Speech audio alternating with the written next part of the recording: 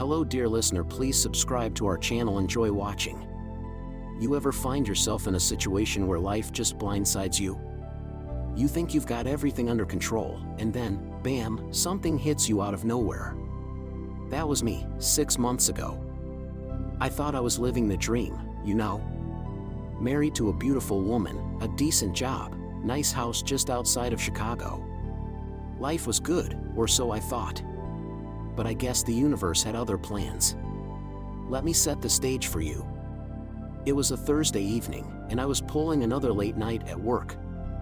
I work in IT, nothing glamorous, just making sure the company's systems don't crash and burn. It's the kind of job where the hours are long, but the pay isn't bad. Anyway, I got home around 10 p.m., which wasn't unusual. The house was dark, which struck me as odd because my wife, Sarah, was usually still up, binge-watching some reality show or scrolling through her phone in bed. But that night, it was quiet, too quiet. I walked through the front door, and there was this weird feeling in the pit of my stomach. You know that sense when something just isn't right? I called out to Sarah, but no answer. I checked the living room, the kitchen, even the basement, nothing. Finally, I made my way up to the bedroom, half expecting to find her asleep. Instead, what I found was a sight that would set the whole damn nightmare in motion. There she was, sitting at her vanity, applying makeup like she was getting ready for a night out. She was wearing this red dress I'd never seen before, tight, short, the kind of dress that made a statement. But what hit me hardest was the expression on her face. It was cold, detached, like I was some stranger who'd just walked in on her. "Hey, what's going on?" I asked, trying to keep my voice steady. She didn't even flinch, just kept applying her lipstick like I wasn't there. When she finally spoke, her words cut like a knife. "I'm going out," she said, her tone flat. "With who?" I asked, though I already had a sick feeling in my gut. She turned to face me, eyes narrowed. "With someone who actually makes me feel alive." Now, I'm not a violent man by nature. But in that moment, I felt something dark creeping up from the depths. It took everything in me to stay calm, to keep my fists from clenching. "Sarah, what the hell is going on?" I demanded. She smirked, like she had all the power in the world. "I'm done with this, Mark. I'm done with you. I've been seeing someone else for a while now, and I'm going to be with him tonight." I should have been furious, should have yelled or stormed out. But instead, a cold, calculated calm washed over me. I knew right then that she wasn't just leaving me. She was taunting me, trying to provoke me. But two could play that game. "Is that so?" I said, forcing a smile. "Well, don't let me keep you." She blinked, caught off guard by my response. I could see the wheels turning in her head, trying to figure out what I was up to. But before she could say anything, I turned and walked out of the room, leaving her sitting there, confused. Now, here's the thing. When someone betrays you like that, it messes with your head. You start questioning everything, wondering what else they've lied about, what else they've hidden from you. But more than anything, it makes you want revenge. And that's exactly what I set out to get. I went downstairs, grabbed a beer from the fridge, and sat at the kitchen table. I needed to think, to plan. I wasn't just going to let her walk out on me and ruin everything we built together. No, if she wanted to leave, she was going to pay for it. And so was her little boyfriend. I started by going through her things.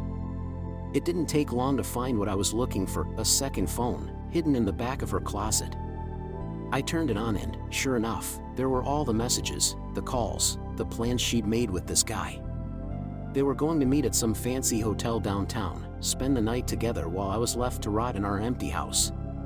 Well, that wasn't going to happen. The next day, while Sarah was at work, I called in sick and took care of some business. First, I paid a visit to an old friend of mine, Tony. Tony wasn't exactly a law-abiding citizen, but he was damn good at what he did, namely, getting his hands on things that weren't exactly easy to come by. I explained the situation to him, and for the right price, he agreed to help me out. By the time I left, I had everything I needed to set my plan in motion. That evening, I made sure to act normal, like nothing was wrong. Sarah didn't even look me in the eye when she walked in the door. She just went upstairs to get ready for her date, leaving me alone in the living room. But that was fine by me. It gave me the time I needed to prepare. When she finally left, dressed to the nines and smelling like expensive perfume, I waited exactly 5 minutes before grabbing my keys and heading out the door. I wasn't going to follow her, no, that would be too obvious. Instead, I headed to the hotel she was meeting her lover at. I knew exactly where it was, thanks to the messages I'd found on her phone. The hotel was one of those high-end places that catered to people with money. The kind of place where you could get lost in the crowd and no one would notice. Perfect for what I had in mind. I parked a few blocks away and made my way to the alley behind the building, where the staff entrance was. It took a bit of smooth talking, but I managed to convince the doorman to let me in. A crisp $100 bill goes a long way.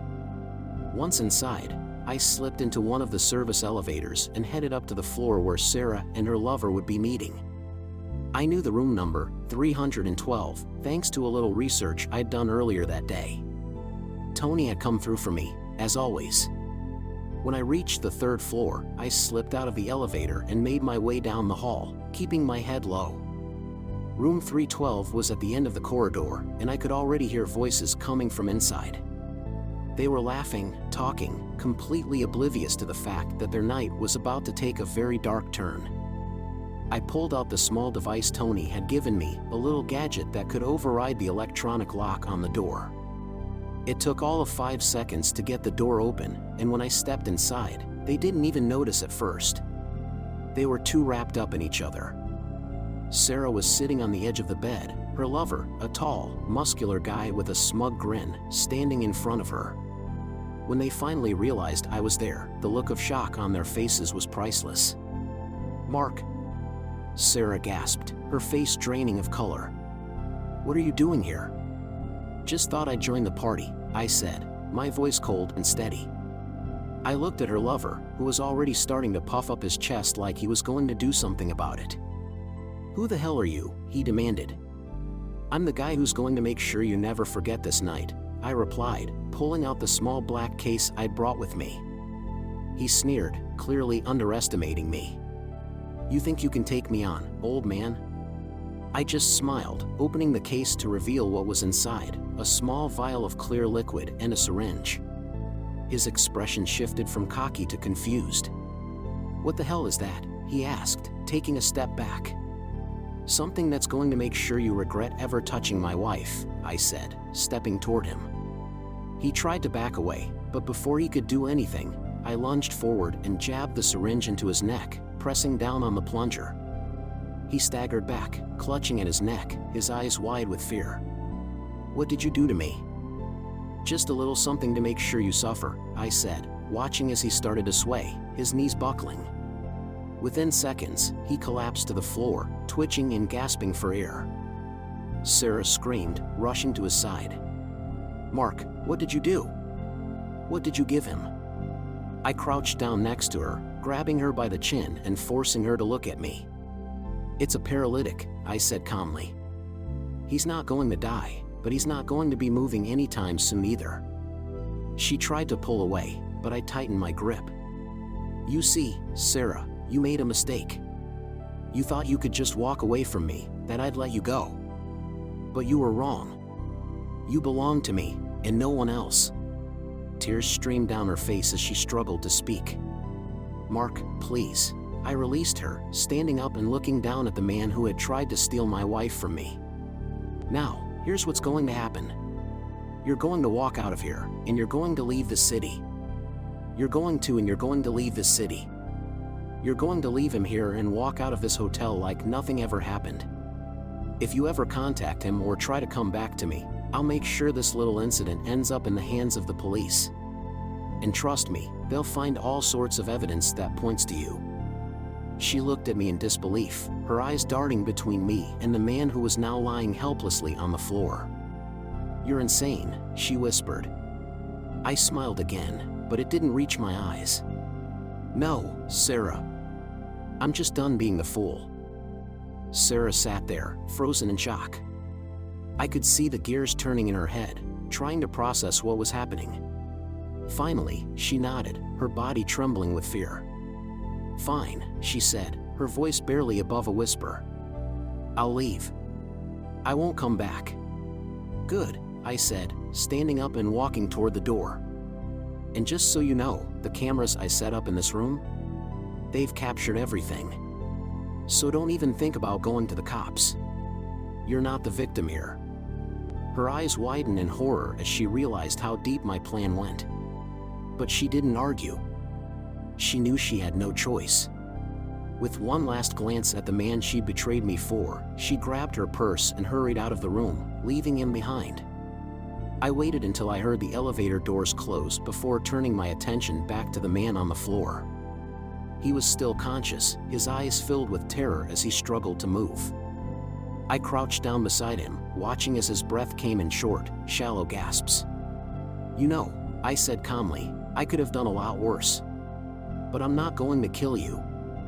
I want you to live with this. I want you to remember that you messed with the wrong guy." I stood up and walked to the door, leaving him there to contemplate his choices. By the time the hotel staff found him, I'd be long gone, and so would Sarah. I made my way down the back stairs and out into the night, my mind buzzing with the adrenaline of what I'd just done. But as I walked back to my car, a strange sense of calm settled over me. I'd taken control of the situation, and for the first time in months, I felt like I could breathe again. A week later, I filed for divorce. Sarah didn't contest it. She left the city, just like I told her to, and I never heard from her again. The house was mine, and I made sure to erase every trace of her from it. Life moved on, and so did I. Every now and then, I'd hear from mutual friends that she was struggling, that she hadn't found her footing after everything that happened. But I didn't care. She'd made her choices, and she had to live with them. Just like her lover would have to live with the memory of that night. As for me, I started over. I threw myself into my work, picked up new hobbies, and even started dating again. But I was different now. Stronger, wiser. I'd learned the hard way that trust is a fragile thing, and once it's broken, there's no going back. And you know what? I'm okay with that. Because in the end, I came out on top. I didn't let them break me. And that's something no one can ever take away. If you leave a comment, tell us what you think about the story you heard. It's important to us and will help us find and tell stories that you find interesting. Thank you for watching us.